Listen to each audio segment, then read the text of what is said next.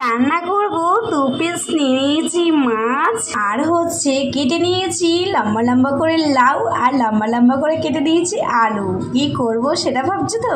নিয়েছি মাছের ডিম বেসন সুজি আরও কিছু কিছু মশলা টশলা আছে, যেটা আমি পরের ভিডিওতে বলবো আর দেখাবো। তো আমি এখন মাছের ডিমের বড়া দিয়ে আমি করব লাউ দিয়ে আলু দিয়ে তরকারি করব আজকে। আর 2 পিস মাছ ভাজা। এদিকে নিয়ে নিয়েছি শুধু কাঁচা লঙ্কা কটা, একটু ধনেপাতা কুচি নিয়েছি আর একটু আদা নিয়েছি, ব্যাস এইটুকুনি আমার রান্নায় লাগবে কাজে, আর কিচ্ছু লাগবে না রান্নায়। তো চলো রান্নার পরে দেখাচ্ছি।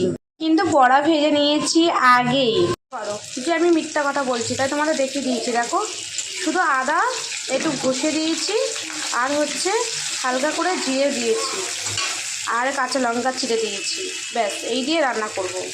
আর কোনো মশলা টশলা দেবো না, শুধু লবণ আর হলুদটা যাবে।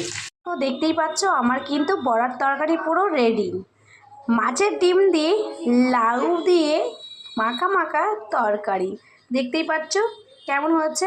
অবশ্যই কিন্তু কমেন্ট করতে একদমই ভুলবে না। তো চলো কে কে করেছো লাউ দিয়ে মাছের ডিম দিয়ে ঝোল, অবশ্যই কমেন্ট করে জানিও। তো চলো টাটা।